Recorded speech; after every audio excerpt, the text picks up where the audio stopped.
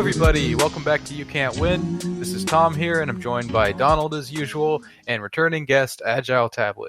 Today we're going to be talking about getting hired and fired and some of our stories and experiences with that kind of thing. And to start things off, I think we'll talk about Big Daddy Corbyn getting fired from the UK elections. So a lot of people upset about that on Twitter the last couple days, and probably still upset by the time that this episode comes out on Monday. But I don't know. How do we feel about it? What do you think, Donald? You called it the night of long tears, I guess. Yeah. You were kind of, I don't know. I'm not sure if gloating is the word, but you seem to be. I was fired up. Yeah, it energized me to see all these people who over the past couple weeks have been, I don't know, just talking so much shit about different things. And I don't know. I mean, obviously, I would prefer Corbyn to win over the Tories and Boris Johnson or whatever his name is. And I don't even know that much about their policies. I don't know how good Corbyn actually is or how bad. Well, you have that in common with most of the people who are talking about this online. And the people voting too. So yeah. Yeah. But I don't know. I just feel like people were overreacting to the situation. Like people were literally saying oh, I'm going to be dead because of the Conservatives. I feel like if you were going to die in the next, and you knew you were going to die in the next few months, you're probably going to die anyways. I don't know if Corbyn was going to swoop in and save you or something. Well, you made the comment about Donald's hypothesis or whatever it is about how everything needs to be tied to someone dying. That's the ultimate date, any opinion or cause or anything has to be tied, no matter how small, to someone dying. So when I saw the one person being like, I'm actually going to die because of this, I was like, oh, there's Donald's prediction coming to, rearing its head again. Yeah. I think on the left, you can kind of get used to losing so much that when there's something that sort of seems like, we got some momentum or something like that, you kind of put so much into it, you invest so much into it that you think that that's everything and it's going to solve everything. And then when it doesn't work out, it's like you've lost everything. And I mean, I really don't think that that's what was happening here. I mean, if the NHS gets gutted or whatever ends up happening, I don't know that having Corbyn in the way would have necessarily been enough to just stop that 100%, So I don't know. I just don't think that it's like the end of the world, basically. I don't know. And then we also kind of, before this, the other day, we had a podcast where you and I were talking about how it's almost like a lot of these people are walking into a blender, like they get their expectations so high, and we know that, we both said that of one of Sanders or Corbyn, one of them was going to fail, and then that's not good, because it's just I don't know. You build up your hopes so much, and then especially the idea that all of this is completely new. You know what I mean?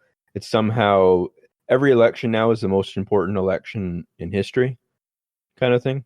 And I don't know. So I don't really buy that. And it's people are like, if we don't win this, we're just going to die or something, kind of thing. I don't know. Yeah. So the other thing that I thought was, everything in my mind kind of goes back through old stand-up comedy routines that I heard when I was kind of burning them into my brain when I was OCD listening to them and stuff. I keep thinking of Chris Rock talking about the OJ verdict, where he goes, black people too happy, white people too mad, kind of thing. It's whenever someone is really, really excited about something and then someone else is really angry, I always think in my head, black people too happy, white people too mad, kind of thing, because it's one of those things where you see all these labor right people or all the conservative kind of people being like, this proves that socialism is the least popular thing in the world. You guys are ruined. You were anti-Semites and now you're destroyed and all that kind of stuff. And then on the other end, you got people that are way too this changes everything. Where we've got to work harder than ever and all that kind of stuff. I don't know. It's and they're crying and all that. And so I kind of get it. I think part of it is because a lot of these people were also actually going outside and doing it, kind of thing, they were going knocking on doors. And so it becomes more visceral at that point when you've been putting for sure. So I think that's a big part of it. Yeah. Yeah, I mean, if I were over there, I would be really upset too, probably. But just a lot of the people that I saw talking about it had basically been memed into having interest in it. Yeah. I'm talking about like people who are not in the UK. Yeah. I'm glad you felt inspired when you saw like a 2-minute long ad for Labour on Twitter. Those were nice, but that doesn't mean that you have like a handle, on what's happening over there or why. And so to be devastated just on the basis of that is, I don't know, a little ignorant, I guess. Yeah, and the next day everyone's got their analyses about how they figured it all out and they understood. Man, the day before they didn't know. If you knew it, if you're so quick and you could figure out exactly what went wrong, why didn't you do anything about it the day before? It was just, I don't know. I definitely understand why someone needs to, is like immediately looking around for answers. Like why, like how could this have happened? Why did it happen? And why was my perception of what was happening off? That's a totally legitimate thing to think about, right? But when it just becomes like, I need to get on top of this narrative. I have to control this. I have to feel like I'm in control, understand what's happening. And it's really just about like being right. That's not, those are, it's really easy to kind of conflate those two behaviors and you have to keep an eye on it, Yeah, I think you want to resist the urge to jump to the quick conclusions that reinforce what you were already thinking. You really have to admit, I was wrong about the way I was looking at things.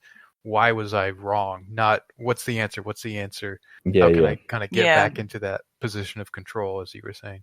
Well, a lot of the far left people that I follow are also, especially Americans, which is, again, kind of plays into what Tabs was saying, is that they kind of have this idea that they've got the solution then kind of thing. They're like, well, now you're going to have to listen to me finally kind of thing, And it's like, and it's funny because it's always like, what I think we should do is organize in communities and have direct action and stuff. And it's like, it's not, I don't know. It's just like saying, I don't know. It's like if I were running a fire department, I would put water on the fire or something. Like it's just like, it doesn't actually mean anything, but like it kind of sounds, it's like it's true at some level.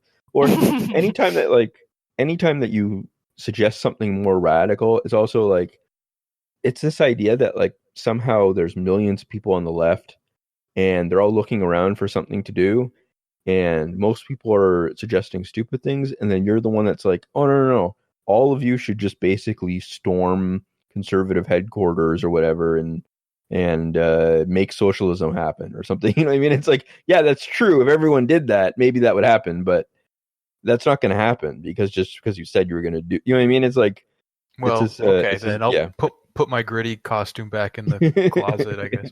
Yeah.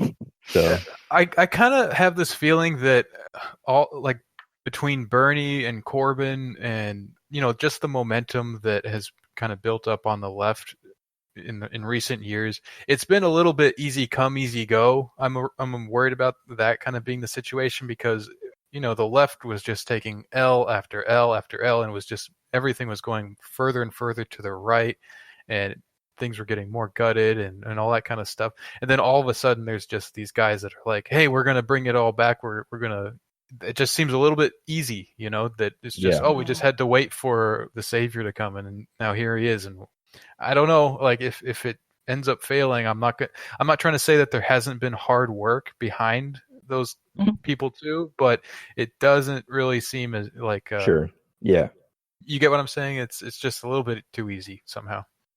Sure. Yeah, especially because it's almost like a cheat code or something like that in some ways. Like they're like, we can use this left populist campaign to get ahead quickly. And then, there's kind of, it is one of those ... profit kind of things. It's like, we've got all of the, we've got some inputs that look promising, and then we've got an output we really want. But then there's something in the middle that we're kind of missing, but we'll kind of sketch it in the midterm or something. So yeah. So, and that's when you get smashed, I guess. Yeah. All right. So, anyways, I guess that's our take on the UK elections. So, if anyone was waiting for that, we can move on to some of our experiences with getting hired and fired. There was some requests to hear that kind of stuff. So, I have a few stories about getting fired. It's happened several times in my life. So, there are some pretty good stories. The first time wasn't especially notable, so I'll kind of just skip over that. But, well, actually, no, that's not true. It was kind of notable. So I was working at a engine refurbishing plant, and it was predominantly Nicaraguan and Russian guys working there, so they didn't speak a lot of English. And there was just like me and a couple of my friends and maybe a few other, just like American guys working there. And they were like the people that spoke English. The management was Indian, so they spoke English.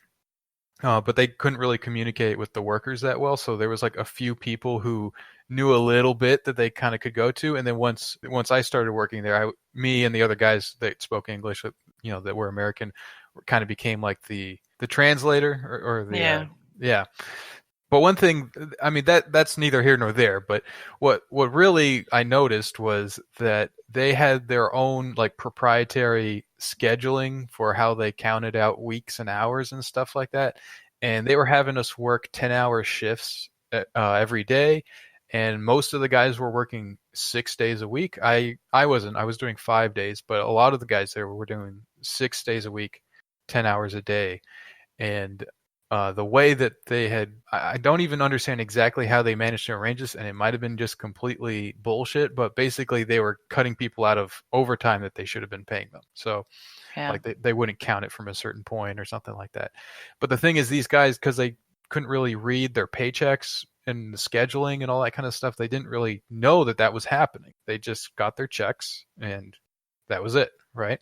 So when I noticed this, I was like, talking to my friends about it, like, hey, did you notice this with this? We didn't get the overtime for this week. And it's like, okay, well, maybe it's coming the next pay period. And then that didn't happen because it was like the end of the month or something. Like they had some, they made up some rules so they could get out of this. Mm-hmm. And I started talking to the other people about it. I knew enough Spanish that I could talk to the guys from Nicaragua. And those were the guys that were mostly like in my area too. So like I worked with them every day. So I kind of mentioned like, hey, I noticed that this wasn't working out with the overtime. Is that happening with you too? And I took a look at their pay stubs, and yeah, it was basically happening to everybody. And I think that I didn't see anything happen around this. Like I didn't see people like getting into arguments with the management or anything like that. But I got fired a couple weeks later because I called in sick one day. So I don't know. Maybe it was just that I called in and they just didn't want to have people who would call in. I know that's not totally I wonder how likely it is that anyone snitched on you, given that no one could communicate with the management. Yeah, I mean, I did point out the issues with the pay to the management for myself. Oh, well, okay, there you go. And I think bye. Yeah, I mean, I literally didn't work long enough after that to notice if it made any difference or not. So, yeah, because I was only working a little bit of overtime, and they had this schedule. So according to that schedule, I started to get paid up properly, but then I got let go. So, yeah, I mean, it's very likely that was the issue, but it's also possible. Had you ever called off before? Like, were you allowed to? Like, what was their policy on like 6 days? I don't remember the exact policy, but I had called off a couple times. So it was something. It could have been legitimate. Yeah, like that could have been the issue because it's something that it's factory stuff on an assembly line. Like, yeah, if someone's not there, that's a problem. But yeah. Where was that? Yeah. Was that in Washington or? Yeah, that was in Washington. Yeah, they got into a lot of trouble after, like, I saw it in the newspapers like a couple years later that I think it had to do with hiring like undocumented workers or something like that. They got into a bunch of trouble and had to like shut down the whole thing and stuff. And I don't know, I felt bad for the guys that worked there because they were, yeah, no kidding. They worked really hard, and I knew they sent most of their money back to their families in their home countries and stuff. And yeah, I don't think that they seem to like to have the opportunity to, just bust their ass and get a paycheck that goes probably a long ways in Nicaragua. Yeah.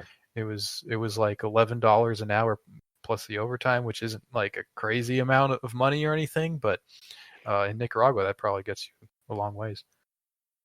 Actually, that's a question for both of you. What's the lowest you've ever been paid hourly? Oh, federal minimum. I got paid $5.50 for for interning at the embassy when I was growing up overseas. Although actually no, that's not even the lowest, because I was getting paid 5 dinars an hour in Jordan doing ESL stuff. So I was so a dinar is pegged to the dollar, so that's about $5 an hour. But that's still not a lot. And so what I was doing stuff on the side for like 30 dinars an hour with the, so I would meet the students at this ESL center, and you weren't supposed to do this, but everyone kind of did because you sort of had to pay the bills. That you would arrange like private lessons with them outside of the center. Mm-hmm. So it was kind of a funny situation. It was almost like you did the classes and stuff at the center to advertise yourself as like someone. So you tried to kind of make it as like useless as possible, so that you would be like, look, if you really want some help, I can offer you one-on-one the good stuff. Yeah, exactly. That's funny. I think I don't remember, but I think I was probably somewhere around 8 and change an hour, but that was when that was minimum wage, so it was nothing crazy. I started working when I was 16 years old, I think, and I was working just doing like filing and stuff in a doctor's office. So it wasn't anything, desperate or anything like that. But yeah, 8 and change probably. My lowest wage was $7 an hour, I guess, Canadian at the time. I don't know. That was probably about the same as like $5.85 or whatever. Worked it as a temporary factory worker at the coffee and tea factory. Have I told that one before, the coffee and tea, or no? I'm not familiar with it. Oh, you're not? Not me. I can't remember. Yeah, okay. I know the story. I know you worked at a place like that, but I forget if we talked about it on the podcast. So it was a coffee and tea factory. I worked there for 2 weeks, and the situation was that it was like a temp worker kind of thing, like it was just, they made you do whatever they needed done. And so what I would do is, and it was like, it was just a standard kind of factory thing where you worked like a full day and then lunch in the factory. It had its own little campus kind of thing. And it was funny because it was just like totally stereotypical of like any other factory kind of thing. It was like I don't know, like a I Love Lucy or something like that, and it was anything like packaging tea and packaging coffee. And for some reason, I don't know, I didn't really realize how industrial that is kind of thing. It's like huge vats and everything, and huge sort of anyway. So the first day that I got there, I said I was on, I think I was just about to go off to school for at Queen's University in Kingston, which is like one of the better schools in Canada kind of thing. So I went there and I said, I'm, starting today, whatever. And the manager there goes, oh yeah, I got my degree in like 20 years ago, whatever kind of thing, right? In English. And I said, oh, okay. But it was kind of like it's a funny way to start, because it's like, he's like, oh yeah, I'm a assistant manager at a coffee and tea factory, and I'm like your boss now. And you know what I mean? Like, it just, anyways, it was kind of like, am I going to end up doing that after anyway, so I started to get kind of a little bit, it was very like dark in there too. It was just very, anyways, but they kept shifting me from station to station because I was really bad at any particular job that they wanted me to do. Like, I was supposed to like sweep the floor, and I was just kind of sweeping like normal. Like, I thought like we were just trying to get like most of it, but I guess because it's like food, you got to like really, really dig into it and sweep really, really hard. And I was like, I'm just not doing that. Like, I can't do that. Like, I'm not, I don't know. So it's just, anyway. So, and then they had like other ones where like I was supposed to like empty these bags of sugar into like powdered sugar into like a big, like vat kind of thing. And I just got covered head to toe in sugar kind of thing. It was just, I don't know. It was very much like a 20s movie or something. I don't know. But yeah. And then we had to like unpack a truck kind of thing, like just carry things. And it cut up my hands because I just it's not like, you're supposed to have like all the gloves and all the gear, I guess, right, to unload a truck. And it's me, so I'm just not like, I was thin at the time too, right? So I was just like this little 18-year-old, 19-year-old guy just trying to unload a truck with just like these T-Rex arms and stuff. And they didn't supply you with gloves? Like, why would you need to bring your own? It really did seem like a really like cheap run operation kind of thing. Like, weird. The guy I was working with that day ended up walking off the job because he just couldn't take like unloading the boxes, so he was complaining the whole time. And he said he got like fired from the liquor board and stuff. And it was really. And then one of the days that I was there, that I was at the lunch thing, like just a lunch break room, and I saw a guy there like that was like, I don't know, he looked like he was in his 60s or something like that. And then his daughter was there beside him, who was in her 30s, and they looked like so sad and just like eating their lunch. And I was like, oh man, this is just like, I don't know. And the other thing that was kind of dumb about it for me though is that I was like really into like reading about libertarianism and stuff at the time. So I brought my like book that was like The Fountainhead or something like that, like sort of like one of those Ayn Rand books. And I'm like reading about like how great capitalism is while I'm like in this factory that's like I'm like, how can people live like this kind of thing, and making $7 an hour, which is just, I don't know.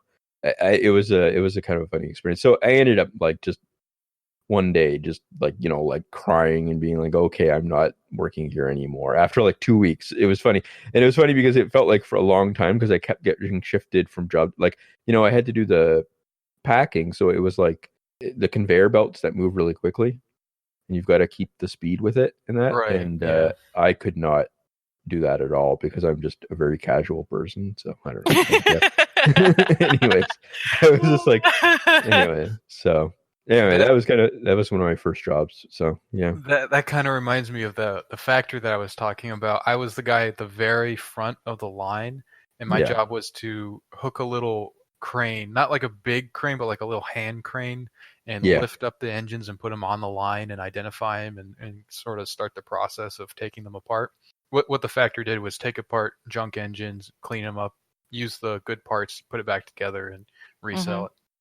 So what ended up happening was I was going too fast, basically. Like the quota was something like 40-something engines a day. It was like in the low 40s. I think it was like 40 or 41. And after I kind of got the hang of it, first I'm busting my ass to make that quota, right? Yeah. Like, sure. I'm barely hanging on. But as you start to get used to it, you get better, you're more efficient, but I'm still putting in the same effort. And I'm really like, going hard for like the 8 to 10 hours that I'm there. And I ended up, I kind of set the pace because I'm at the front of the line. So what we ended up doing was kicking the numbers up. So instead of meeting the quota, we're going above the quota. And like one day we did like 10 or 12 above. We were in the 50s or something like that. Mm-hmm. And so the management comes out and it's like, hey, great job, everybody. You really did good. And let's keep seeing these numbers. Let's keep seeing these numbers go up and up and up. Let's keep this momentum going. And then as soon as the manager walked away, everyone looked at me like, don't do this again. Yeah. Yeah. So that was a lesson in like, how to handle that kind of thing. Funny. So yeah. I had actually a manager tell me that once, and basically because I had a job at like an NGO kind of thing for a summer, and that was probably one of my only jobs that I worked full time for like 4 months straight kind of thing, like actually, more or less a real job. And one of the reasons why was because, it was basically, the job was one of those things where it's like a federal subsidy thing where for the summer students get a job. And I did all this work in my like first week or something. I just got a lot done. And I was kind of like, my idea was I'd get a lot done in the first month, and then they could kind of use me for anything else afterwards. And that was my kind of plan. I was like, oh, I'll do really well at this job, and then, I'll be like a star or something. I'll just keep working here or something like that, And the manager that was kind of supervising me took me aside and was kind of like, you want to pace your work out over the whole summer. And which is kind of funny that a manager would say that, but and then I took that as a sign that you're allowed to slack here, kind of thing. You know what I mean? Like that was like so I ended up doing stuff like playing World of Warcraft and stuff, just like really, really not like, I don't know. It just ended up being I actually did learn a lot from that like experience, but it just, I really, anytime that like my brain goes, okay, you don't have to work hard on this, it's just like, it's like permission to just not care at all. Yeah, so just, I know what you mean. So I didn't get fired from that one because it was kind of like impossible to, but it was just like a summer contract kind of thing. But it was one of those things where I think the next year they were like, well, I think they were like, well, we take different students every year kind of thing after that kind of thing. It's not like it wasn't like they were racing to hire me back as the thing. So, so. When I was doing the internships at the embassies, they kind of just take the group of kids that have come in for the internships, and it's always like the sons and daughters of employees, like high school age, and they just put you in an office, but the office may not have actual work to do. So can't remember if this was the first or the second year I did it, but I through the whole summer had nothing to do, like not a single task. The first day I had a box of papers that I was supposed to shred because it wasn't anything important. It was just stuff like you're just supposed to shred papers because it's like embassy stuff. Because it's an embassy, yeah. Yeah, maybe there's something on it that you're not even supposed to like think about it. Just shred it. So I shredded a box of papers, and then I think 3 months went by. And I had to do something like I had to photocopy something for somebody once. And that's the two things that I did for 3 months. So I just came in, and it was like 6 a.m. or something when I got there. And it was that was miserable for me I had to get up so early. It took like an hour to get in there. So we were getting up at like 4:30 or 5 or something like that. And I read the entirety of Achewood, those webcomics. You reminded me when I was, I think, about 18 or so, my parents' former neighbor, I used to babysit for their kids. They had 2 elementary school age kids, as well as a pair of twins who were, still in cribs and diapers and stuff like that. And I used to babysit for their kids sometimes. And they always seemed pleased with the job that I did. And they were really nice and just like nice to talk to, Polish couple. And the husband ran a remodeling and construction company. Big shock for a Polish guy. But so I guess they needed a receptionist of some kind, like the lowest rung. It was a small company. It was only about 15 people, something like that. So I don't know if he was just like totally just out of the kindness of his heart hiring me, like creating a position for me. I don't think he was. I think they actually did need someone there because they're the woman who was the kind of like ranking receptionist was always busy with other stuff that I couldn't help with. So I worked there for the summer before I went to college.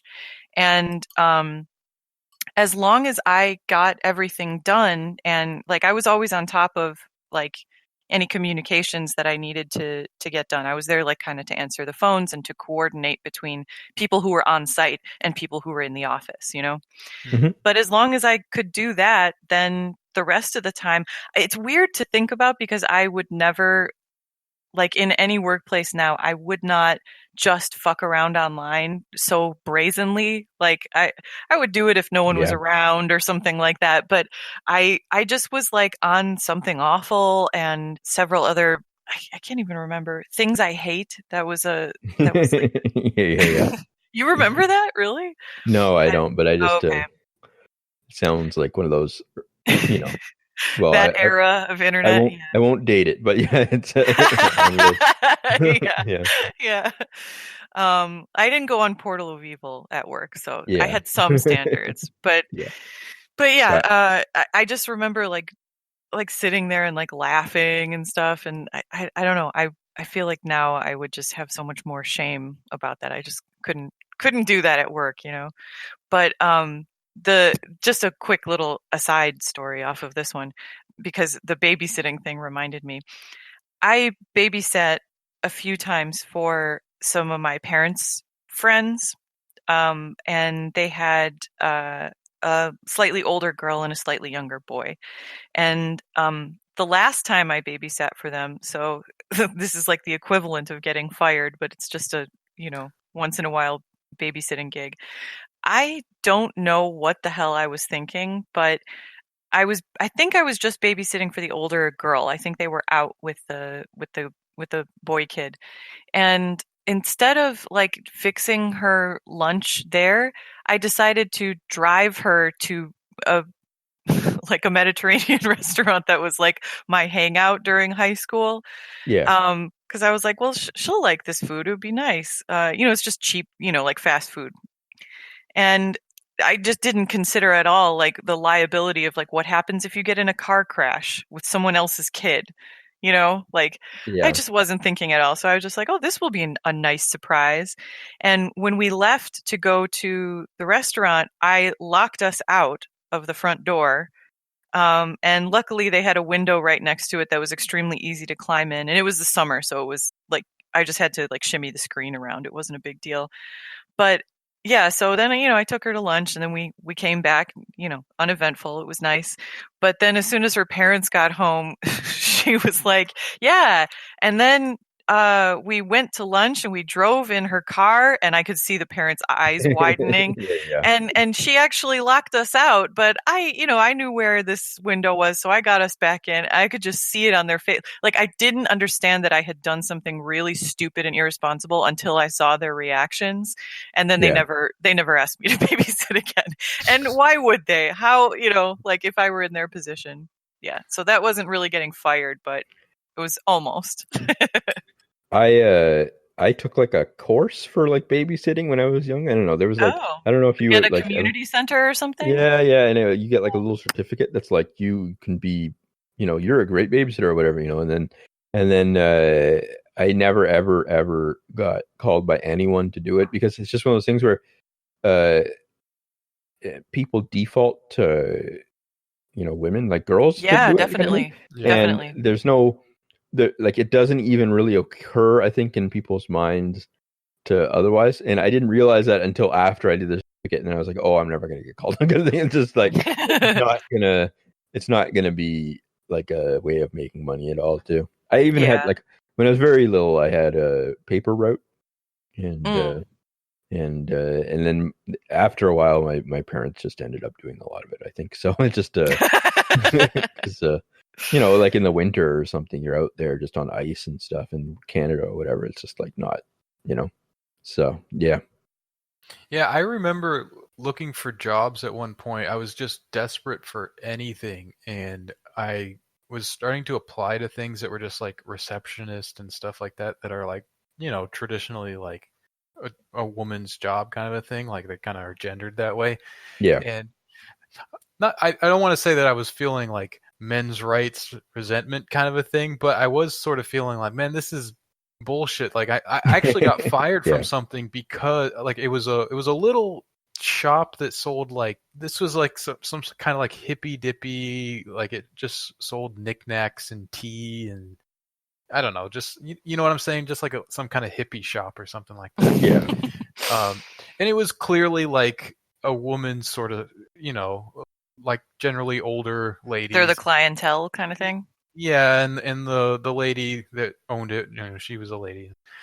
So she hired me, and I was there one day, and I did fine. I was even sick that day, and I still came in because I was like, well, I'm not going to call in on the first day. Yeah, no kidding. Yeah.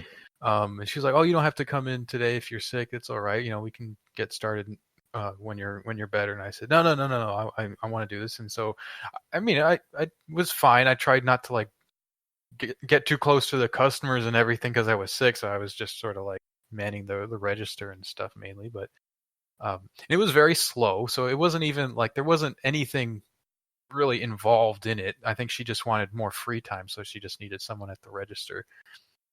But like the next day when I came in, she was like, I feel really bad saying this, but I think I just think that I need I think this is a job that is more for like a girl, I don't know if Wow. this is right. Yeah. And I was like, okay, all right. Wow. And I mean, I don't even. Yeah, that's not legal, but yeah, I guess she didn't realized care.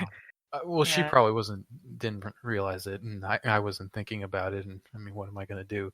But yeah, and I just felt like a lot of places that I was qualified for that I wasn't getting interviews for and stuff. I mean, obviously you apply to tons of places like that and you don't get interviews, but it started to feel like there are jobs that if you're a girl and you apply to and it's like typically a male gendered thing, that there's sort of this room for like, we should try that, or like that, some kind of diversity hire type of a deal or something like that.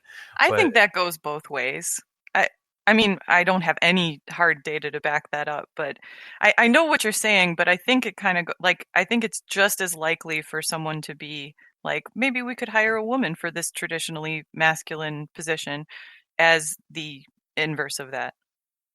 Well, maybe. I think a lot of stuff that's typically male gendered for males is stuff, or men or whatever, is it's stuff that's like you need to be strong to do it, right? Like it's like construction or whatever. So if it's if it's a lady that can handle it, then I don't think that ever comes up as like an issue really.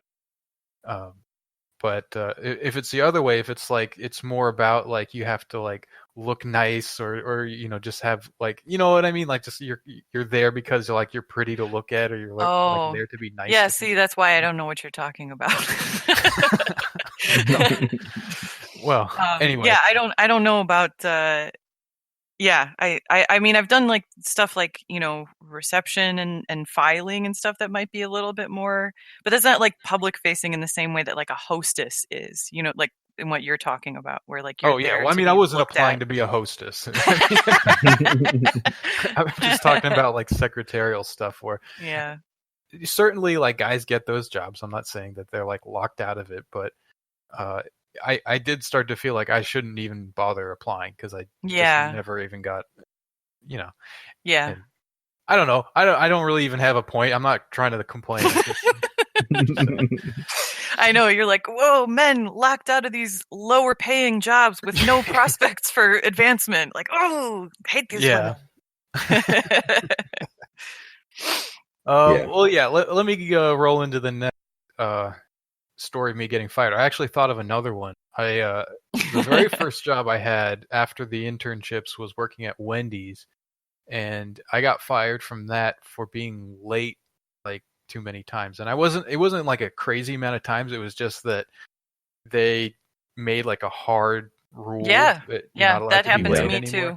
Yeah. And I was like 3 minutes, 4 minutes late. Right. A lot of times it was my fault that day. It really wasn't. Like I was trying to get there on time and it didn't happen.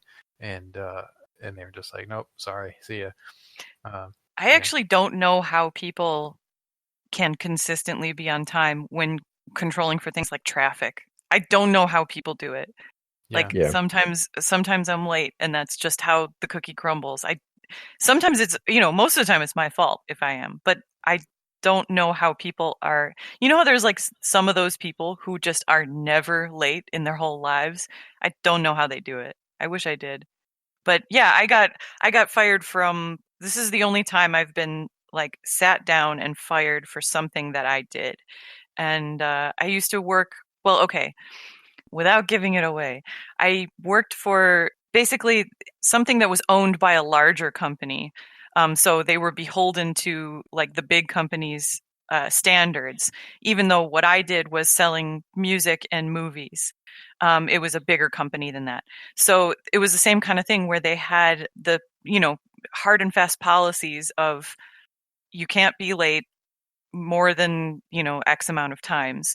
And so it didn't matter if I was like 60 seconds late, it still counted as one of those times. So I think that actually someone had it out for me there. After a certain point, I unintentionally made an enemy because I was defiant over what I thought was one of the managers kind of like lording authority over me unnecessarily. So I just didn't listen to her. So after that, I mean, it was bullshit. I still feel like what she was doing was bullshit. So she was basically trying to take away some of my break time, and which wasn't happening to other workers. And I was like, no, fuck that. Sorry. So then she kind of had it out for me. Like I remember one time I was walking back to my position, like after having just gotten there, and it had a dress code, and you couldn't wear like sweatshirts and sweatpants. Totally fine. So I was wearing a sweater, like a cotton sweater, and as I was walking back, she radioed back to my boss back there, like, is she wearing a sweatshirt? Is she wearing a sweatshirt? So that like when I walked in, then he automatically had to be like, are you wearing a sweatshirt? No, Dina, I'm not. Ugh, man, like she just had it out for me. So anyway, I was late too many times, but it was very strange to me that they would be willing to shoot themselves in the foot, because I was really good at my job, and it was a place that had a lot of niche customers, and a lot of people know a lot about like rock or hip hop or stuff like that, but I was like the classical point person and the international music point person, and to some degree jazz too. Like I knew about the other stuff too, but like they didn't have anyone who specialized in all this stuff. And like I had repeat customers who were coming there because of me, like because I could recommend stuff for them, and they were pleased with what I was offering them. I mean, I shouldn't have been, right? Because it's a huge company that does this kind of stuff. But I was surprised that they would be willing to get rid of someone who, is drawing your clientele back over and over again, to have them spend money there because I was like 2 minutes late 4 times. You know what I mean? Yeah, I just thought that was really weird. I almost cried when they were letting me go, but I was like, don't you do that. You hold your head up and walk out of here and then cry, I almost did when I was fired from the call center one. Yeah. Too, because I was and it was kind of funny because it wasn't even like I was so flippant about it too, that it wasn't like, it was kind of silly that I got upset kind of thing. Yeah. So like the problem was that I was living in Montreal, and I was on student loans for a school in Kingston, which is like 3 hours away and stuff like. So I was like, I was theoretically a full-time student in Kingston while I was living in Montreal. So I and that's how like I kind of pieced together the money to live with this job that was like, it all kind of worked out a bit. But so theoretically I was taking a first year course in sociology and a first year course in psychology, and I had to go back to do the exam so that I wouldn't fail. And I took the train, and then I called off work, but I was I don't know, I was in like my mid-20s and not as I don't know, I wasn't really thinking it through. I was also not doing well mentally, really. But so I called like the day before, and I said, I'm going to be sick tomorrow. And they were like, call tomorrow. don't call now or something. Yeah. And so anyways, I went there, and then I went back, and then I went there to the work, and they were like, you've been sick too many times and stuff. And it was funny because the other times that I was sick, I was like really like, I had the flu or something kind of thing. And then,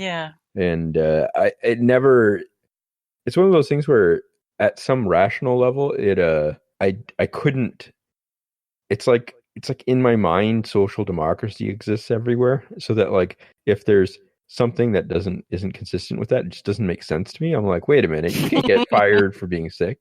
You can't get fired for lying about that. Yeah, I know what you mean. And so, and it was kind of dumb because of that job. That was actually, at the end of that job, this was like 2007.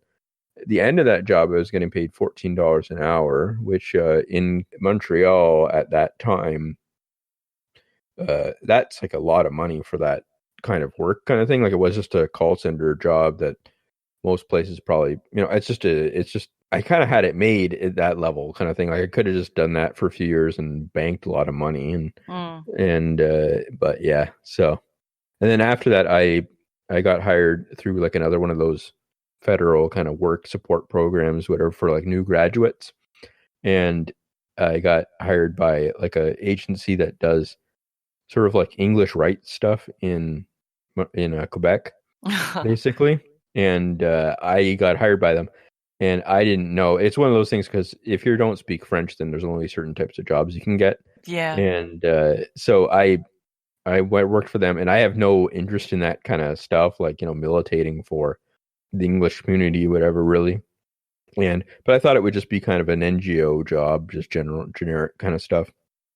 And it mostly was, but it also ended up being basically it really was like a federal government kind of like liberal oriented, make work kind of thing. Like it's one of those things where it just kind of exists to promote a certain, it's like, I don't know, you know how like Republicans have all those institutes and stuff and Democrats have them, like where it's like thousands of people work in these institutions that sort of exist for political reasons that are just like, I don't know. And then they exist because on paper someone should be promoting the English as a way of avoiding independence of Quebec or something like that. So it's kind of like, it's just I feel like large amounts of the economy are like that. They're just kind of political jobs that exist.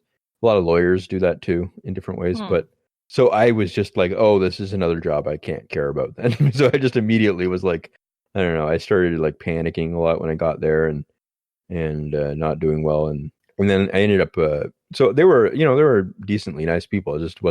But I ended up ghosting them completely. Like just one day put the key on my table and left kind of thing. And yeah, so that was kind of a bad way so I didn't work really at like a traditional job for a long time after that. So yeah. Yep. Yeah. So. I had, I had, like I said, that sit down where they let me go for being late. That's the only time I have been fired. I got laid off also but that was through no fault of mine. So I don't really feel like it was similar of an experience. Yeah. But a lot of times when I was younger, like college age and younger, I was so flaky, and it's really like I am kind of flaky, but like I've worked on it since then. It's really kind of like, I don't know, I feel a lot of shame for how I behaved at some of these jobs before.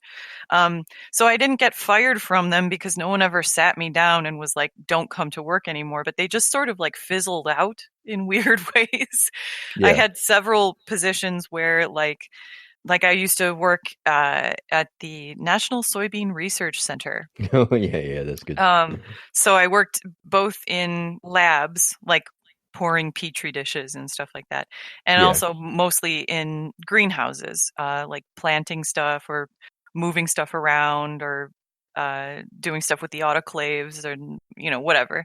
And yeah, I don't even remember how that ended. I think after a while it was just like, oh, I guess she's not going to be here. Like I don't know how you even handle that on payroll of like, when do you offboard this person, stuff like that. Yeah. I other places that I've worked have been so regimented that I don't understand how that happens at some places, but I think it's a possibility that they're used to dealing with flaky college students. I don't know. Yeah. What I think when I hear these kind of stories, and especially like myself, is that a big thing that I think Corbyn supports it, and I think maybe Bernie Sanders does too, is lowering the voting age to 16. Yeah. And I always think this now whenever I hear a story about like, someone that's like 21 or something just running a job into the ground or something. I'm like at 16, it's just, I don't know.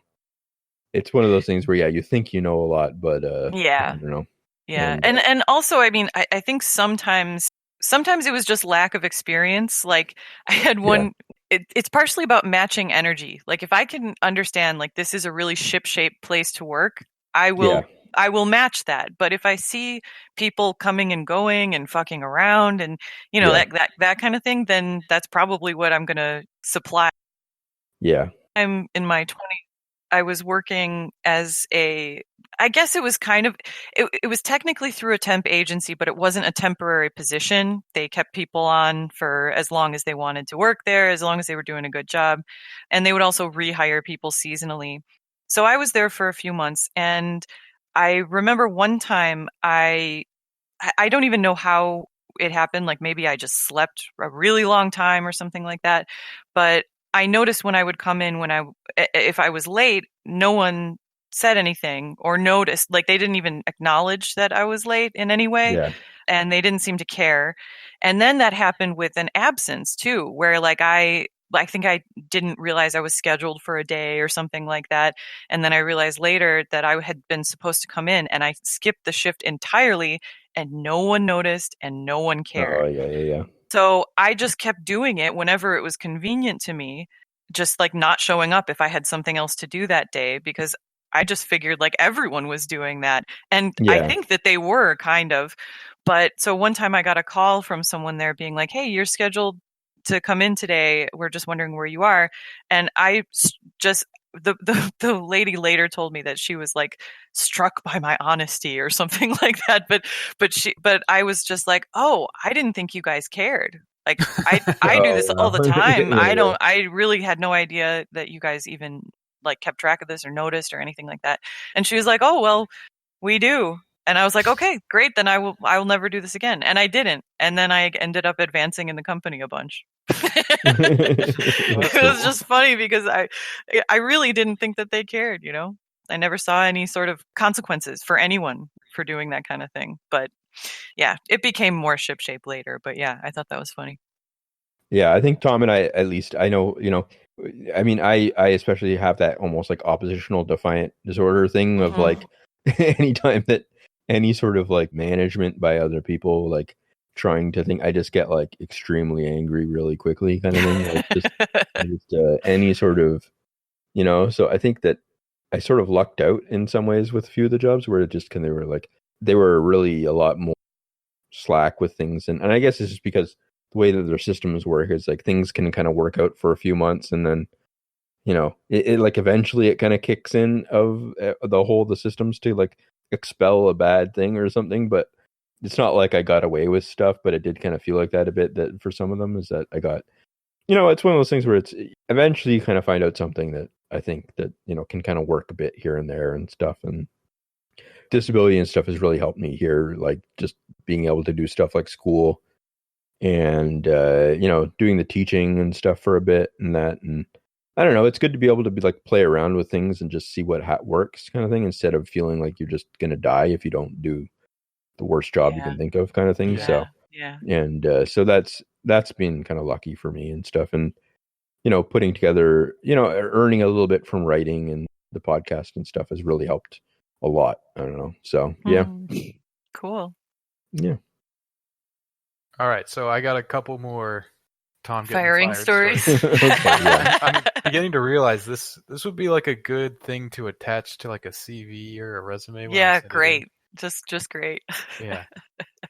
So the next one that I can think of is when I was working at a grocery store. I was the janitor, and I was generally working during the night. And one of my jobs was to take trash to the trash compactor and, you know, do that whole thing.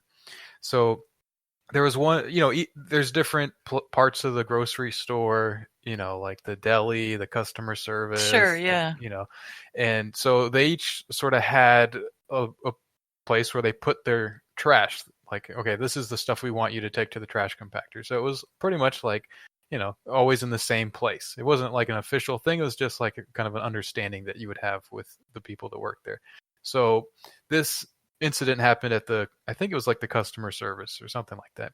So there was a box there, a plain box that was put with the stuff where it would normally be taken to the trash compactor. And there was a few of these boxes. They were all identical. So I took them all and I took them to the trash compactor and put them in. And a couple hours later, they are calling me in, and the girl who was working at the customer service thing was there, and she was like, yeah, what did you do with the boxes? Did you take the boxes here? I'm like, yeah, I took them all to the trash compactor. And they're like, oh, why did you do that? I'm like, well, because it's the trash, and that's what I do. That's my job. Yeah. And she's like, well, that wasn't trash. I was like, well, why did you put it with the trash? Because apparently 2 of the boxes or something were trash, but the one box was not. Come on. The one box was apparently $300 worth of decorations that they were going to put up for Christmas or something. Oh, yeah. So they fired me like on the spot. Wow. And apparently that's like my fault that, Yeah. No one told me anything or. Is Washington an at-will state? Yeah, I think so. Yeah. So is Illinois. Yeah. Love it. But yeah, when I got fired, every time I get fired, apparently it's been a lot. I don't exactly make a scene. Like it's not like a half-baked level making a scene. Yeah. But I do get kind of mad, and then I just like don't give a shit about what the, what they're saying. Yeah, I'm gonna argue with them or just. If it's out in like public in the store, I'll just like be like, yeah, fuck you people, this is ridiculous. Oh, Tom, no. So yeah. I had my like yellow like mop bucket thing, those kind of big things on rollers. Yeah, that have the lever where you can squeeze the mop or whatever. Yeah, I kicked that over. And I was like, go fuck yourselves. Said some other things I don't remember exactly. And I walked out and I saw my friend, like there was the one guy who I was buddies with, and I just started talking to him. I was like, yeah, they just fired me, these fucking assholes, and just explaining to them. They're like, can you leave? I was like, I'm gonna buy something. Give me a second. Yeah. Oh my gosh. So, that's funny. So that was fun. Then I learned later that they actually closed down the whole position of a janitor, and they were just making people clean their own stations and stuff, which is insane because that was like a full-time thing. Like especially like the butcher, that was like an hour and a half. Oh my god! Yeah, I can't even imagine. You have to clean the entire. You're basically scrubbing the whole room. Yeah. So, yeah, that must have been fun. I tend to think that had a part to play in it. They were like, oh, this is a good opportunity to get rid of this guy. Yeah. Lay off anyways.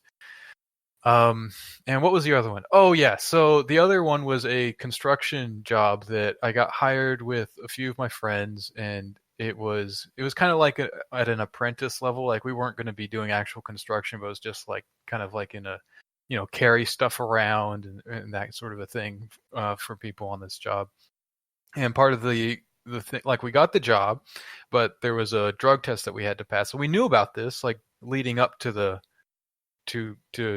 taking the job. So like for a month prior, we stopped smoking and we were like drinking cranberry juice and trying to like sweat it all out and all that kind of stuff. And it didn't work. Didn't work at all. We all got fired like the next day. Really? After the drug test. Yeah. They were like, nope, sorry, can't take you. We're like, didn't you know there was a drug test? And we're like, yeah, we So your blood was 3% weed. Yeah, probably at that time it wouldn't have been crazy to me. I remember like the day, like not even the day, like the minute I got home from taking the drug test, we started smoking again. And then like one of my friends was like, what if they, are you sure you want to do? I'm like, yeah, we just did it. Like it doesn't matter anymore. We did it. Yeah. And then after we got fired, I was like, I told you it didn't matter. Have you guys ever supplied? Oh no, you wouldn't. I just realized that. Well, Tom wouldn't, but I gave my clean pee to a friend one time because they were really worried about. They did the same thing as you, like doing the detox or whatever. But just in case, I was like, sure, man, I don't smoke anymore. I'll give you my pee. I had to do that one. Like I had to take someone else's pee once. It was so funny because we didn't even know anyone who didn't smoke, so we were like, who could we use? And there was like one of our one of the guys' girlfriends didn't smoke, so we were like, okay, so she's like peeing in cups for like 6 guys. This was actually at the factory thing that I was talking about, and apparently, like, they didn't care and probably didn't even actually test. Like, when I was kind of talking to one of the Nicaraguan guys about like what we were doing to pass the test, he was like, "Oh, you don't have to do that. They just, you can just like pour some Gatorade in it or something." Yeah. But like, we did the whole thing like taping it to your thigh and stuff. Yeah. It's like good that they didn't test it, because they would be like, "Wow, your levels of progesterone are off the charts." Yeah. Yeah, that's what I was thinking. Yeah, they would test and then be like, "All of you are pregnant" or something. Yeah. Yeah. Father. Yeah. All right. Is it time for Tab's cooking corner? Did we get some questions for that? You know what? Let me pull it up and see. Yeah, we might get that. Any questions or? Yeah, I have a few here. Let's see what I got. Well, okay. So Palma Unlimited asks, "May I please have a bite?" So yes, you can always have a bite. I will fix you a plate. And then I have another question from @Rayashi. Favorite vegetarian weeknight dish and favorite salad. Okay. So my favorite vegetarian weeknight dish. Probably, I don't know. Tom, do you have any ideas? What do I make that's vegetarian that we eat pretty frequently? Would you say like the bean curries that I make in the Instant Pot? Oh yeah, those are really good. I mean, honestly, I like all your cooking pretty much. Thank you. You've said the right thing. What was that Greek green bean thing that we made for that was so good. Fasolakia. Yeah. Man, that was so good.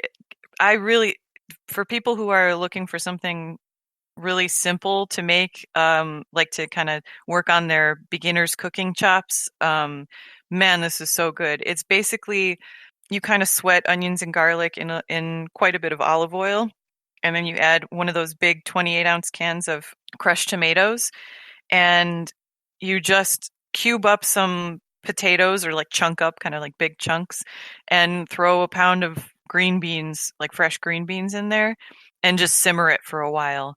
And I don't know how that combination of really simple, humble ingredients tastes so good when it's all done, but it is delicious. So we saw a video for it for like suggestions on what to make for Thanksgiving, so we did. And since then I've made it at least once, because it was just for me, it was a big hit. I really like that. So that does fit the prompt, because it is a dish. I would not say it's a main, because you still need some form of protein, but it takes care of your carbs and your green vegetables, so that's cool. My favorite salad, the one that I make all the time, like just with every dinner, is any kind of lettuce or spring mix. Like I like green leaf and red leaf lettuce a lot, and or spring mix, plus cucumber, tomato, radish, and green onion, and then usually some kind of form of like a crunchy seed. Like I usually put sunflower seeds or hemp seeds on there, because that's what we have right now, but anything like that. That's like the default salad that I make like every night almost. And I kind of like when we put those little crispy things, like you're supposed to put them on burgers. Like at Aldi, they have like the crispy things and the poblanos. And, yeah, those are good. But those are good in the salads too. Yeah, nice little crunch. That's not just like croutons or something, Yeah. Yeah, those are good. And my dressings are usually just kind of like a basic vinaigrette, but I've started doing this thing in the past year or so, where if you know me, you know that I love to use everything in a kitchen. I don't like throwing anything out if I can avoid it. Like today, for dinner, I made this Korean mung bean sprout side dish. And to make it, you kind of like matchstick slice up a cucumber, and you kind of let it sit in salt for a few minutes, and then you squeeze it out and then put it into your dish. So I had a little bit of this leftover salty cucumber water, and I was like, that will be fine in a dressing. So I added my other ingredients because like, why not? It tastes like cucumbers and salt. Those both go in the salad anyway. Let's use it. I'm crazy about not using that. I just don't want to throw anything out if I don't have to. Well, I think it's a good way to sort of like start you off in a certain direction. It kind of gives you like, okay, so I have this to start with. What can I do Yeah. like how would this work well with the salad or with whatever? Yeah. So I do this thing with my dressings where I try to use up brine from various other stuff in the kitchen. Like I had opened, and I think at some point I finished a can of olives that had been stuffed with blue cheese. But I have all this flavorful brine left over that tastes like olives and blue cheese. So I use that in my dressing, plus a little bit of, in this case, I used white wine vinegar, but any vinegar, like just a splash, because you already have a little bit of acid in that brine, and you have quite a bit of salt, so you don't need to add any salt. And I used mustard in there it was like stone ground mustard, to help emulsify it.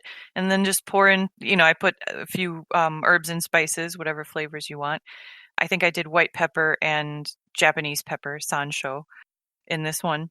And then you just drizzle in your olive oil until you have the consistency and the flavor that you want with your dressing.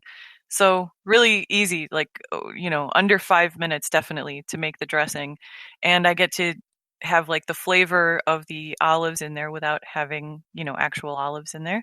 And then I get to use up the brine. So multiple wins, in my opinion. Mine too. I hope so. I tasted when we have the salad after we finish recording. I hope you like it a lot. I'm sure I will. Okay, so let's see. We have another question from the El Zilcho.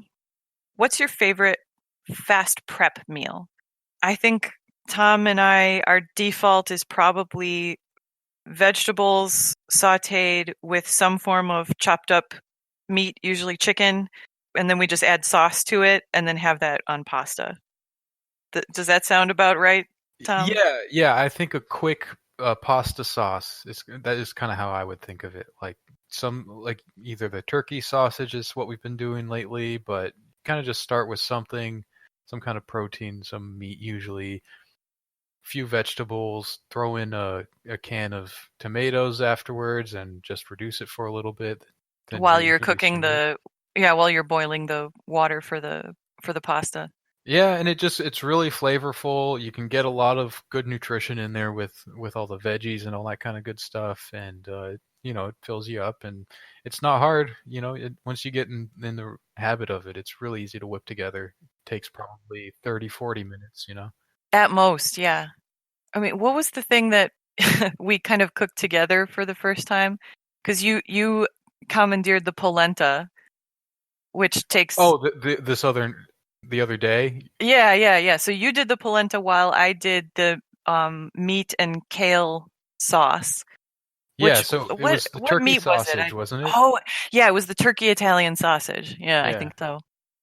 Yeah, so that was with the polenta that had that seasoning in it. What kind of seasoning was that? Vegeta. Oh, okay. Yeah. It's spelled the same way as the DBZ character, but I think it's a maybe Slovene product. I'm not sure, but it just kind of is. It's almost like chicken bouillon, except it's got like dehydrated veggies in there too. So it's got kind of like onion, carrot, celery type flavor. So it's really, I don't think you can use it totally instead of like chicken broth, but it definitely helps like give that flavor to dishes. It was good. Yeah, I thought it was good. And then the sauce was really nice. The greens were just nice in there. They reduced quite a bit. And yeah, I just chopped up kale really finely and just kind of sauteed it in there with the turkey Italian sausage. And then I think I just dunked like half a jar of pasta sauce, like marinara pasta sauce, on there and just let it simmer for a little bit while the polenta was finishing. And there you go. We had it all together. It was really, really good. Yeah, I think that would go pretty well with mushrooms too. I mean, I think the turkey sausage was really great. Like, I think that really made the dish, but I think mushrooms is another direction that worked pretty well with that as well. I love mushrooms and everything.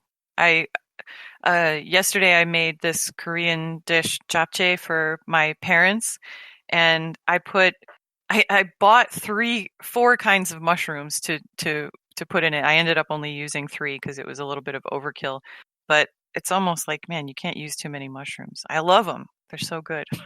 Yeah, we made a mushroom stuffing for Thanksgiving that was just Really, really excellent. It was such a big hit that we got the request to make it for Christmas too. So that's what we're going to be doing. Yeah. So if anyone wants a recipe for that, you can just hit us up. Yeah, let us know.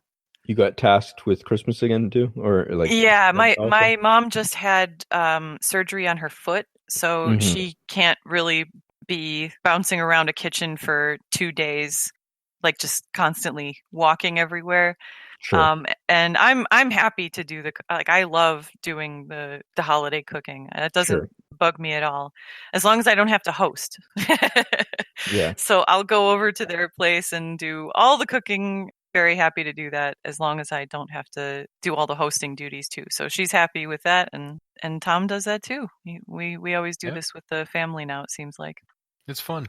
Yeah, it's cool. We don't always get to do those sorts of like special occasion dinners, so it's fun to do that.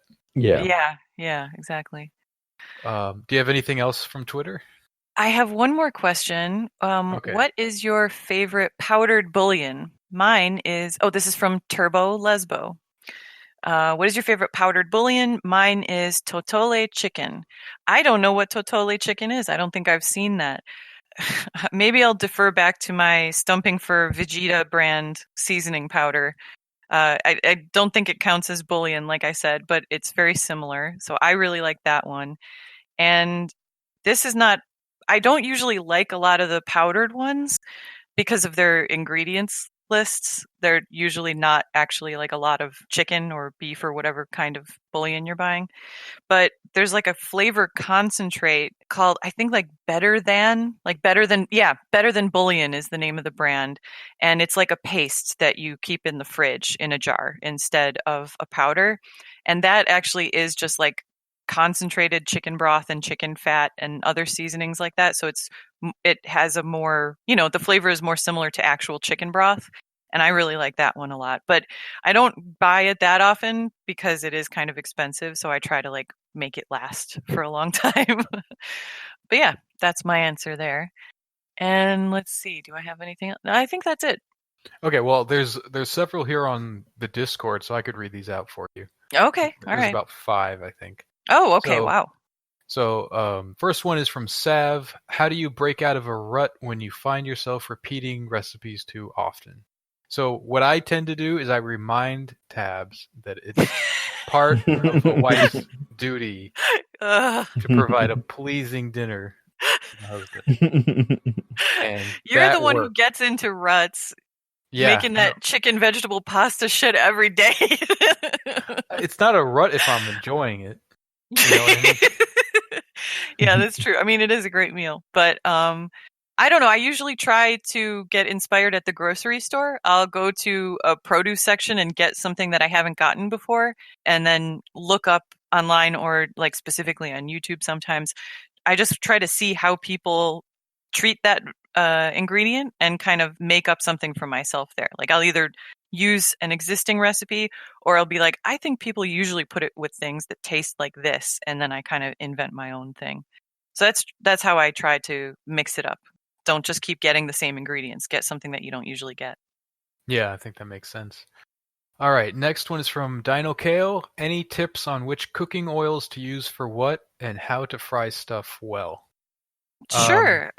Yeah, Tom, I think you have more expertise in frying than I do. I'm not very good at it. I guess. I mean, I don't really go for all the really fancy, like expensive stuff, and I know some of those are better, like rapeseed oil and all that kind of stuff. Mm-hmm. But we generally just use like light vegetable oil for high heat things, like if you need to brown meat, and then a good extra virgin olive oil if you're trying to just have like a nice flavor, like if you're making like hummus or salad dressing or something like that. We have extra virgin, like single origin extra virgin olive oil for when you're not really heating it very much. Like that's what I use in like salad dressings. Mm-hmm. And then we also have a non-virgin olive oil, just like whatever, like third or fourth pressing, mixed with some other oils for like sautéing and stuff like that. Like a neutral flavor kind of thing. More neutral flavor, but still better for you than other oils because it's olive oil. And then, as you said, like vegetable oil for other stuff. I will say though, Tom, I saw that Aldi has a big jug of peanut oil right now that I had my eye on. It's expensive because it's big, but it might be nice to have in the back pocket for any time you want to fry. Yeah, that's supposed to be the best thing for deep frying and stuff It's like really that. good for deep frying, yeah. Yeah. I like ghee when I'm trying to go for like a really rich flavor. Like if I'm doing eggs, I like to use ghee, which is what's the like clarified butter. Clarified butter. Yeah. Yeah. So which just means butter, because butter is mostly fat, but it's also milk solids from the dairy that it is. So clarified butter just means when you take out the milk solids and all that's left is the pure fat. So there's no liquid in it. There's no like, you know how when you like melt butter in a skillet, it kind of melts into like the clear stuff and then there are like white bits floating in it. Those are the milk solids. So it gets rid of those and it's just the fat. Yeah, so it's got a real buttery flavor. It's just as bad for you as butter is. And, it's worse for you than butter. Well, it's more of it's concentrated basically. Yeah, it's more but you know, it is tasty. It's nice to use a little bit of it just for flavor. For flavor. For like eggs, you know, like if I'm frying an egg, I like to use it. And it's pretty handy to use because you can just keep it out. You don't need to refrigerate it, and you just It's shelf stable. It's pretty solid when you just scoop it out, and then you just put it when you put it over heat, it starts to melt, and it's just handy. Yeah. So next question is from Sammy. How do you assess the right level of spiciness for meat? Well, I don't know. You kind of have to know your chilies. Like I don't buy chili flakes, or excuse me, the normal kind of chili flakes that you would get like the Italian style or like that you would get like on the side of pizza. I don't buy those anymore because I just bought a huge bag of chiles de árbol and I just put those in my spice grinder and whiz them up into flakes. And they're actually less spicy than normal chili flakes that are, that you usually buy at the grocery store. So I had to figure out, you had to test a few recipes basically of like how much can I get away with? And, it just depends on if you're using fresh chilies, again, you have to just know how spicy that particular kind of chili is. Like you can't use as many Thai bird's eye chilies as you can like jalapenos. You know what I mean? You can always you can experiment with the same chili also because you can try removing just the seeds or also the pith and just using the actual flesh of it. The pith is like the white ribs on the inside that the seeds are attached to. That's actually where most of the heat is, not the seeds. And definitely not the flesh. That's usually the least spicy part of a chili. So you have like all these different ways of modulate. You can modulate the amount. You can modulate which parts of the chili that you use. And you can also just change up which kinds of chilies you're using. Because I usually use like 1 or 2 and you can use up to 3, 4 if you want different kinds because they all have different flavors, and also like depending on if they're fresh or dried. So yeah, there's a bunch of different ways you can control for that. Yeah, I don't like things super spicy usually. Like if I'm adding chilies, I like to I'm going based on the flavor of the chili as much as the spice of it. So I tend to take the seeds and the pith out and just add, like if I want it extra spicy, I'll go with like 2 jalapenos instead of 1 or something like that. So. I don't like taking them out. First, like, why are you using a jalapeno if you don't want to have a little bit of spice? I don't know. Well, because it's got a flavor. It's almost like a nice kind of fresh pepper. Yeah, they do have a nice fresh flavor, but I don't know. I like to, it's my weird thing about waste. Like if I'm putting it in there, I usually put the whole thing in there because I don't like, what's the point? I don't want to throw out the heat. Yeah. I think I like food a little bit spicy. I still would put myself, like most dishes on most days, I would put in the medium range. I wouldn't put in the super spicy range, but I definitely love eating spicy food if someone else has prepared it or like at a restaurant. Yeah, I get in the mood for it every now and then, but generally I'm not like crazy about it. Sometimes I get in phases where I want everything I eat to be spicy. Yeah. Yeah. Okay, so another question from Sammy. What are your favorite spices for chicken and beef and seafood, respectively? Okay, so let's go Tom, through you these gotta real talk quick. about your magic chicken. Yeah, so for chicken, I have a rub marinade kind of thing that I do that, man, what even goes in? It's been a while since I made it. Dried coriander, help me out here. Cumin, A little bit of yogurt, a little bit of olive yeah. oil. So the yogurt and olive oil is to get it like for the marinade. A lot of black pepper, paprika, a little bit of turmeric, and sometimes I like to throw just a little bit of cinnamon in there. Yeah. And I think I'm hitting everything. Allspice. Oh, yeah, allspice and thyme as well. Yeah, so it's like basically the whole spice pantry. Yeah, kind of. It's sort of like a modified jerk thing, basically. It's not, you don't cook I it don't like know. jerk. I It think doesn't it's taste closer. like jerk, but no, it doesn't. But I think it's closer to shawarma, but it has some shared aspects with jerk. Nothing out of the ordinary for me when it comes to beef. We don't really eat very much beef at all.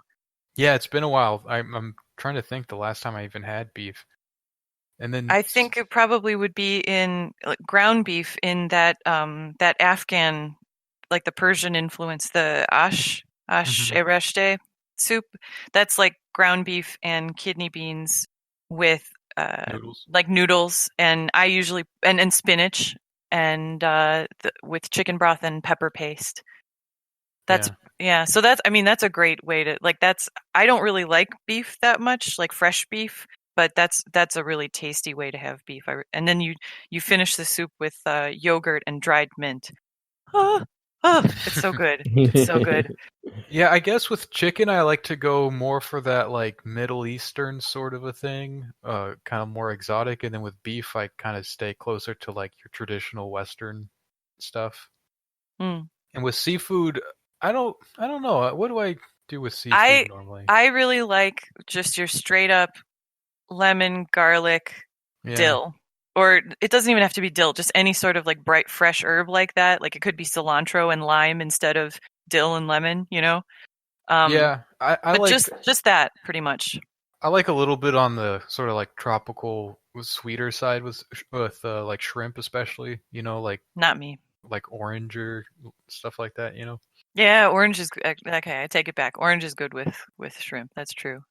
Yeah, because it's almost like they are already a little bit sweet, like certain seafoods, especially like, you know, crab is widely known to have its own sweetness, so that makes sense. Yeah, so a little bit of citrus that kind of complements it is nice because it gives you a little bit of sour at the same time. And coriander too, actually, because coriander is almost like it's like an earthier version of a citrus flavor.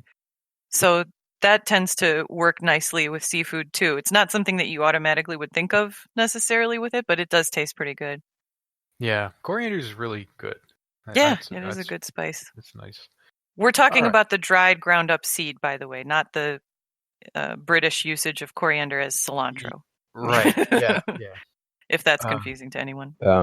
For a few years, I used to get really into eating the hottest sauce that I could get for chicken wings. And it didn't really, it seemed like it made complete sense at the time. I was like, and mostly because I never ate spicy stuff before really that. And then all of a sudden I was like, I'm going to try this. And Pizza Hut had this, like, I think it was called, I can't remember what it was called, but it was something like ridiculous, like, burning hot buffalo sauce or something like that kind of thing. So I would get that, and it would honestly like make my eyes water, you know, when it was brought out. And then eventually I was like, I don't even like it this hot. Like, why am I eating it? It's like a little challenge or something. So I just now I just once in a while that's kind of nice. I don't know. Do you still do that every once in a while? Well, once in a while I get medium. Mostly I get mild and stuff. But yeah, so I like it sometimes when a dish is so spicy that your head feels like it's in a cloud. Like it's almost like you're hearing everything at a distance. Like, I don't know how to describe. It's I kind of like that feeling, but I mean, it's not like I'm doing that every day. I wouldn't want to do it every day, you know, or even every week. I feel like, I mean, you were talking about not wanting to waste. I feel like if things get too spicy, that's all you taste is like the heat, and then you've wasted everything else you put into the you do dish. have to be careful with that. Like I don't want something where all I can taste is the spice, but like, most of the time cuisines have that covered. Like if you are following a traditional way of making like a really spicy dal, or I think that or like a really spicy Korean stew, or a really spicy Thai, like one of the ground meat salads, like that Laotian style, the larb style, that stuff, they can make really spicy, but still really flavorful and delicious. Like I haven't had a problem. You don't think so, really? No, it's too much. I think it's too much. I disagree that I think they're making the same mistakes us gringos do with the spices. No, it's the wisdom of the natives, Tom. They they know what they're doing. No, I don't know. Those dishes are really enjoyable to me. The thing that you were saying, Donald, about the hot sauce made me laugh, because I remember I tried that Dave's Insanity sauce. This is like one of the famous like super hot sauces, and I dipped like one tine of a fork in something from like the lid of the container and dabbed it onto the tip of my tongue, and I was like walking around like pacing, shaking my hands, like going like like it was so spicy. And I thought my heat tolerance was good. I was like, I can handle my spicy food. And then my boyfriend at the time was Indian, and he just had more. He had like 4 times what I did, and he just sat calmly in a chair. And I was like, "Fuck you!" I got so mad. I thought that I had like good tolerance, but not against an Indian. It doesn't work. Yeah. Those people are crazy. All right. For more than one reason. All right, next one is from Thank You. What's an unusual kitchen gadget that you couldn't resist? We got an Instant Pot. Yeah. If that counts as crazy. I don't know. What about a like gadget, like the citrus squeezer or something like that? Oh, I know. I have I broke the citrus squeezer, so no, not anymore. But I have one. The julienne peeler. Oh yeah. Yeah. That thing is awesome. I almost didn't get it because I was like, it's so specific to, just a few. It's only one task, and I don't like stuff that you can only do one thing with most of the time. But it's so nice to make little like evenly thin strips for like in my slaw, or in like on top of a salad, like with carrot or whatever like that.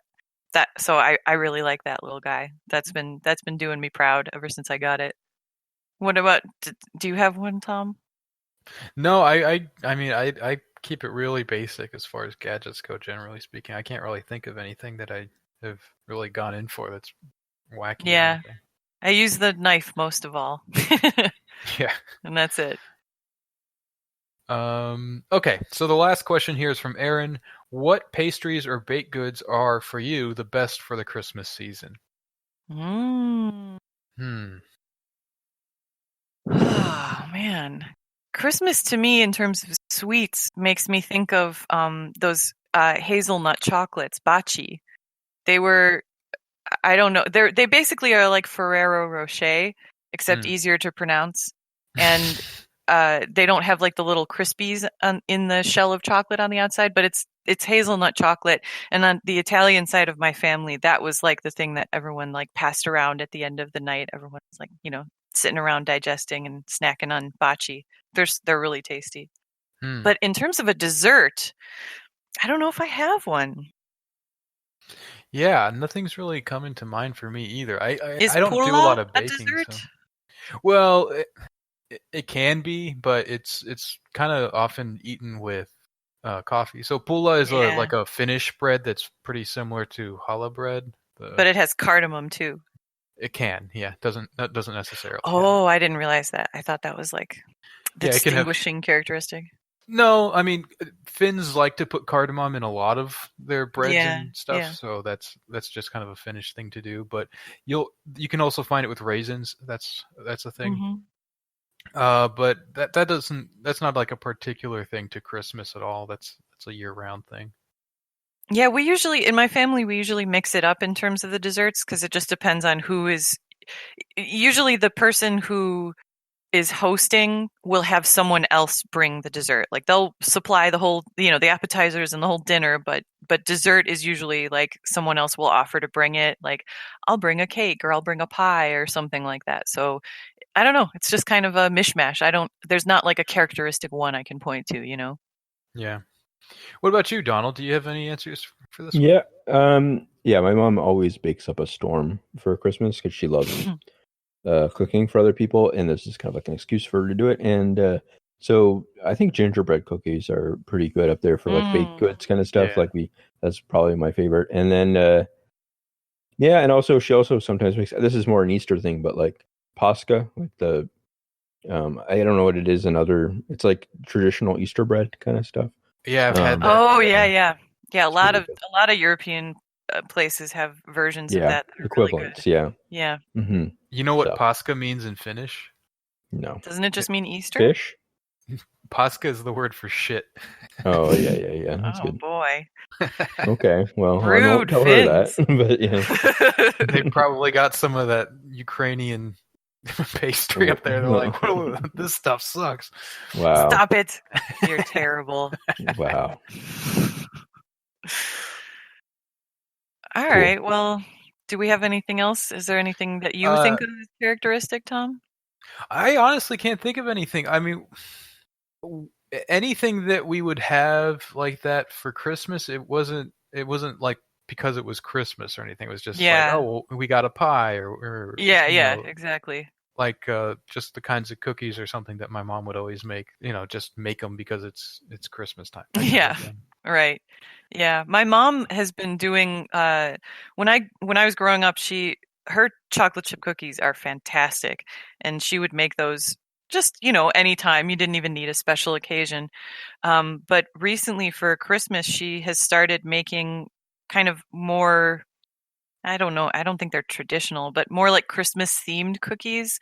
And like just little ones. They're very small, so you can have like, 4 without feeling like you're going to explode. And she makes like a dark chocolate one with like peppermint crumbles. And she's got another one that's like some kind of like blonde colored dough with maybe like poppy seeds or something that you kind of like roll up in wax paper and slice into little thin slices and bake those. That sounds good. Yeah, she's done it. She's done this a few years now. It's like since she's been retired. It's not something I grew up with, but she makes like 4 kinds or 5 kinds and then just has them and brings them out for Christmas. They're really good. She gives them away as gifts too. Yeah, I think so. I think you have. Yeah. So maybe that's a new tradition. Yeah, that's nice. Okay, well, I think that probably wraps up the episode there. Gets us through the cooking corner. Yeah, thanks for the cooking corner. It was. Thank you for tolerating all that food talk and having me on. Yeah, well, it seems people like to hear, your tips and your wisdom. So I hope so. Yeah. And I can't wait to dig into the fruits of that wisdom in a second here. Sure.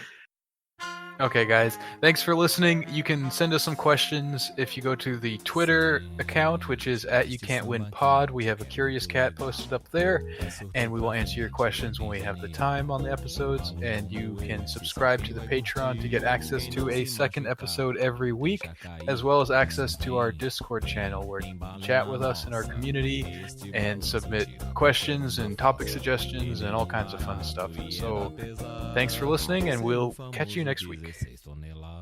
Later, guys. Eu bolei o ano inteiro este samba pra frente. É gostoso pá, quer samba decente. Segura essa conversa, segura a jogada. Quem não gostar de samba, não gosta de nada. E a curtição do samba empolgado é o meu timão num estádio lotado. Turma da pesada que segura a parada. Esse é o famoso 16 toneladas.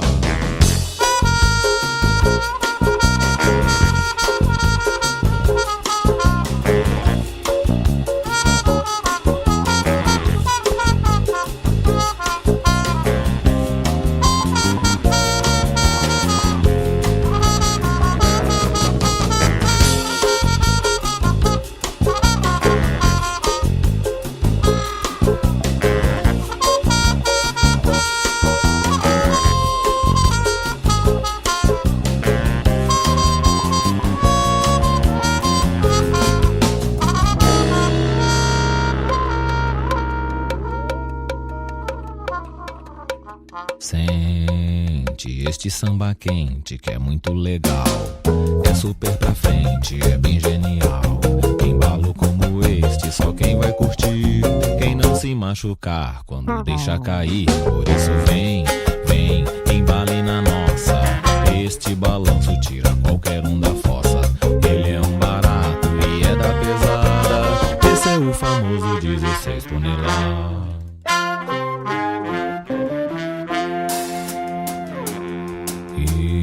Eu já dei o meu recado, agora vou me mandar. Vou refrescar a cuca pra poder incrementar.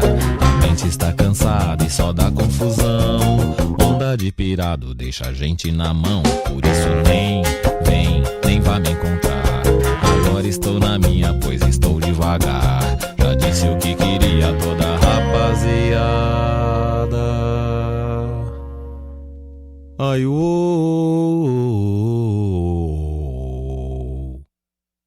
é o 16 toneladas.